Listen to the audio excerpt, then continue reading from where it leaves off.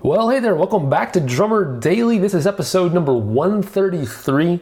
I'm super pumped you're here. My name's Daniel Hadaway, if you don't already know, and I am your gracious drum coach. So thank you again for joining me. So pumped that you're here. So before I get started, I'm doing one more thing on my device here to make sure I don't get any phone calls. There we go. All right. So as I've mentioned recently, I am just going through and answering some listener questions. And I've been getting so many that I just thought, why not keep that train rolling as long as the questions come in? And so today is no exception. Today I got a question from listener Jeremy, and he says, without all of the high-tech video and recording equipment, how am I supposed to get some good footage of my playing? Because as a side note, this is me talking. No, I'm not quoting Jeremy. A lot of things that I teach, I talk about how you, as a drummer, if we're looking to get gigs, looking to become a professional, we have to put something out on social media that is an accurate representation of our playing, an accurate representation of what we want to be doing as a drummer. So if you want to be a rock drummer, you want to put videos out of yourself playing along with rock music, and you want to put it out in a professional, somewhat put together context. And so that's kind of the place that Jeremy's coming from when he asks this question. So he says, without all of the high-tech video and recording equipment, how am I supposed to get some good footage of my playing? I've been told by tons of people that have made it that I'm definitely talented enough and have the right personality to be on a tour bus right now. But except for the immediate regional area where I live, nobody even knows who I am. And without videos that I can show prospective employers, I feel like I'm stuck. So that's my question. If I don't have a lot of gear, how can I still get myself out there in a professional way? And so that is a wonderful question. And there's going to be a couple of different answers to this. Now, what I'm going to do is in the show notes for this episode, so if you go to danielhadaway.com/133, you can check this out. But what I'm going to do is I'm going to put a couple of links to different resources. But one thing I'm going to put on that page is a video, a couple of videos. But I'm going to put up a video of me playing drums where I have used one very cheap microphone to record myself playing drums and then mixed it. And so a lot of people think that you have to have a lot of microphones or a lot of gear in order to get something that sounds good or looks good. But that's really not true. I've gotten really good videos before of myself playing with my, I notice my mic is peaking a lot right now. Hopefully it doesn't sound too distorted to you. But I've gotten a lot of good results with my iPhone camera and a single microphone. Now, the single microphone I'm referring to is a Shure SM57, which is not very expensive at all. It's less than $100. I think it's maybe, if you find it at full price somewhere, it's $100. You can get it for less than $100 most of the time if you kind of hunt around online, and then you can find them used pretty much all the time. And so I'll post a link. I might post like an Amazon link or somewhere like that just to let you see what that mic looks like. And you've definitely seen it. I use it for my snare drum with all of my mics right now, but it's a cheap mic and you can plug that into a little interface and record it, and it sounds great. But anyway, I'll post a link to that mic, but I'll also post a video of me playing where I just recorded it with one mic to give you an idea of what's possible without much gear. But beyond that, I know that even requires a little bit of investment because you got to get some way to get that microphone plugged into however you're going to record it. And so all of that can be a little bit overwhelming still. So I do want to let you know there's a couple of other things you can do. There's the company Zoom makes a camera with a really good microphone on it. I don't remember the model number, but I'll look that up and I'll put that in the show notes as well. And then my favorite mic right now is one that actually plugs into, I believe it plugs into,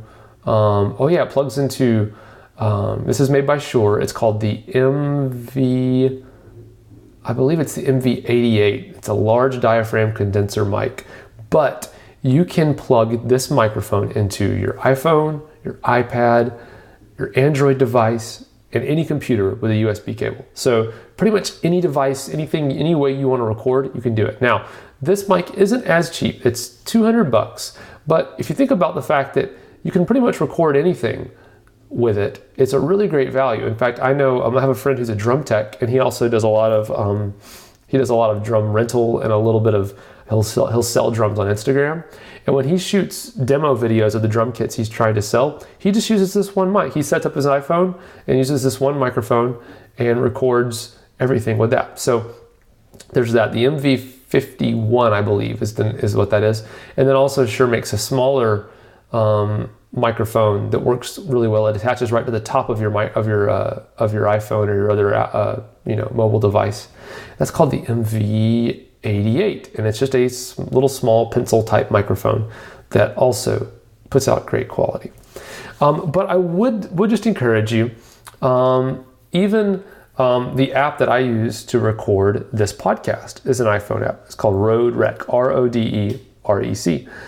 You can set the gain of the microphone, even the built-in microphone on your phone, kind of gain that down a little bit so that it can compensate for how loud your drums are. And you can record audio that way, or I've seen people have pretty good luck even just recording the audio with the built-in microphone right by just shooting video and just using the regular old video microphone. I think that I would personally spend most of my time playing and even change your playing a little bit to suit the dynamics of what the camera's picking up, as far as how loud it is. Play a little quieter if you have to in order to get it to come through clearly. But I would spend a majority of my time focusing on my playing and getting that just right, and post videos that, as long as they don't sound awful and are completely unintelligible, people can pick up on how good of a drummer you are.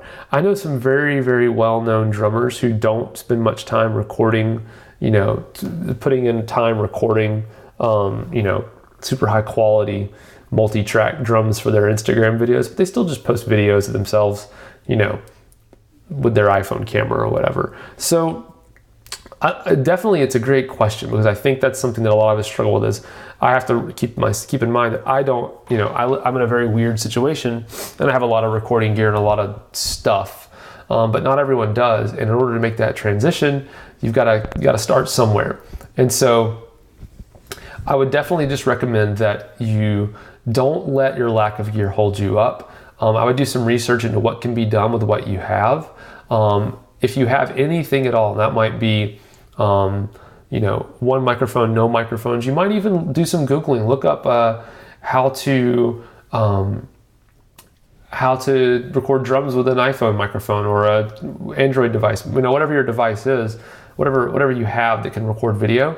I would maybe do some searching around to see if there's any tutorials online about how to use what you have in order to get a great recording, because I'm going to guess that it's possible in pretty much any situation.